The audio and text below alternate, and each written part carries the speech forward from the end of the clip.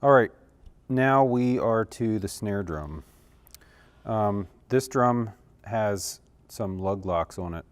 Apparently, when it gets played a lot and doesn't get tuned frequently enough, these lugs will back out a little bit, and so the head will detune. A lot of that becomes just from rim shots hitting the rim. It just kind of lets the lug loosen up a little bit. So when we change the head, we got to pull these off. Just keep in mind which lugs they were on. So on this one, where the the snare tensioner is, it was 3 to the right of that and 2 to the left. So this head generally has a fair amount of tension on it, so you need to be a little bit more careful taking it off, that we don't loosen a lug too much at once, but that we kind of work our way around it.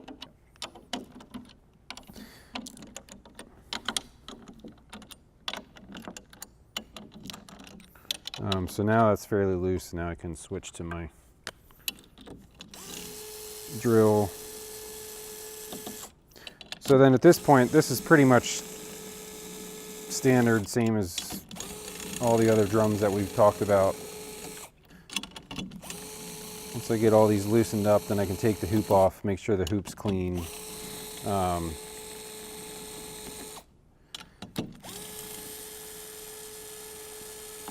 The snare drum gets played more than the other drums, so there's a lot more vibration. It gets a lot more direct energy put into it, so it really takes more abuse than the rest of the kit, outside of those crash cymbals. So it's something that I really take some time and go over and make sure, every time that I change a head, that everything inside the drum is where it should be, so that once in a while I'll find a drum where one of the screws that's holding the lug onto the drum actually backed out and has been bouncing around on the head on the bottom. So that's not what we want. So I just make sure that, they're all in. Sometimes I'll just take a screwdriver and just go over every screw in here and just make sure that it's tight. But these all look pretty good. So we'll do the standard clean the bearing edge. The head I'm going to put on here this time is the Evans Power Center Reverse Dot. So the sound that we're going for in a snare drum is pretty specific. It's not everybody's favorite sound. It's a sound that's very versatile. And so it works for a lot of the different songs that we do, because we do a lot of different styles. And so we need to have a snare sound that works for the mix, it works for the room, it works for the different styles of music, it works for the volume that we're playing at. It's a comfortable playing range for most of the drummers. So we've put a lot of time into kind of crafting a sound for the snare drum that really works for all the different parameters that we're trying to meet. To me, getting this drum right is one of, if not the most important things when taking care of the kit. And it needs to be the same every week. The snare drum really affects the mix a lot. It provides a center point for the mix, and things get sort of built around it. And it's really important that it's right. And so it would be good if the snare drum at least got tuned or tweaked every week. And so I'm going to spend a fair amount of time here talking about exactly how I tune it, why I tune it that way, what it accomplishes, so that you can understand when you're doing it, why you're doing it that way. So I'll get this new head back on here. And just this particular drum is a birch Bubinga mix. So there's the outer plies are birch, the inner ply is a Bubinga. That gives it a brightness and sharpness from the birch, and it gives it a sort of a dark, warmer flavor from the Bubinga on the inside. It's a really vanilla drum. Like, it doesn't have a lot of character to it.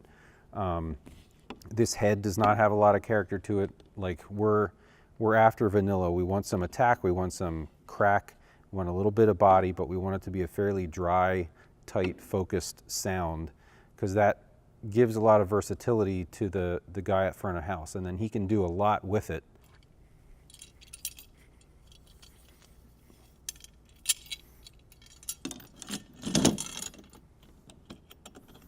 I think we talked in another video just the differences between the Remo heads and the Evans heads. The Evans head is very consistent. It tunes up very easily. It doesn't have a lot of weird characteristics. It's, from a musical standpoint, it's pretty bland, but that's not always a bad thing. And in our scenario, that's not a bad thing, because bland means consistent, it means focused, it means controllable. From a playability standpoint, I don't particularly like the feel of it.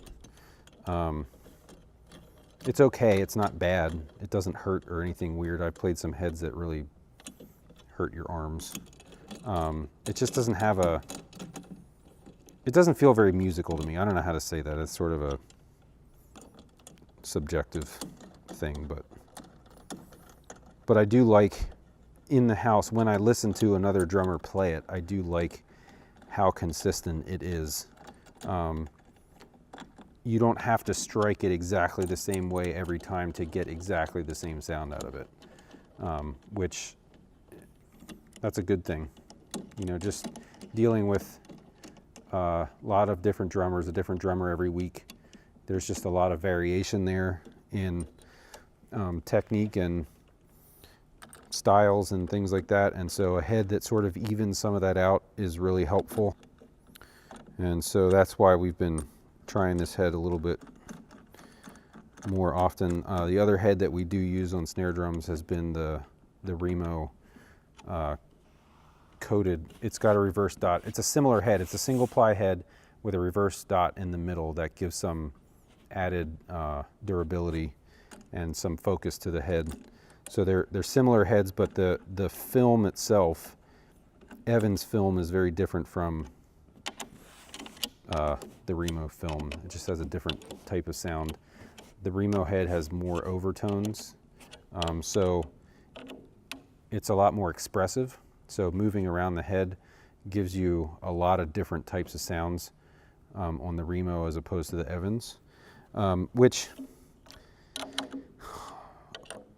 in the hands of certain drummers that can be a good thing, but it can be a bad thing too, in that you start getting, I've heard some of the audio guys complain about the fact that every snare strike is a different sound and they never know what to expect, and it makes it hard for them to get the mix that they want because it's constantly changing. And so on one stroke the snare will cut through and be great, and then on the next one they can't hardly hear it, and then they get a weird noise out of it, and then the next one is just like ripping their head off. And that's not really what I want to hear from the audio guys. What I want to hear from them is that snare drum sounds great, it's always exactly where I want it to be.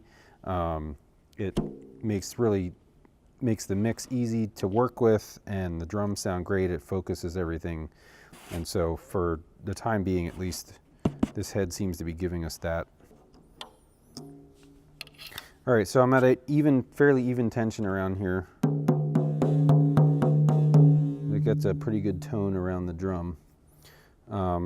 So now I'm gonna just stretch it a little. Again, the Evans head, you don't really need to stretch it too much. It seems to be sort of pre-stretched.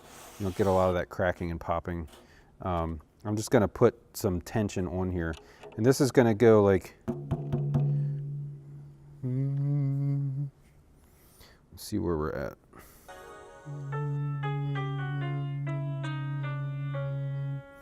So that's at a C sharp. This is gonna end up at a C, but it's gonna be an octave higher than this. So I'm gonna crank this down a little bit, get some tension going on the head, and then once I do that, then I'm gonna flip the drum over. other side.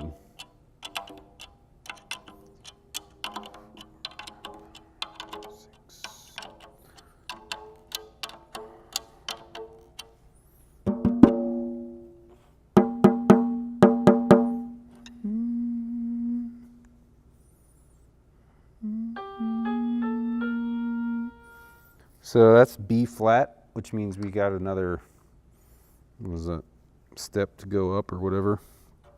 But I'm going to leave it here for right now and just let the head get kind of comfortable.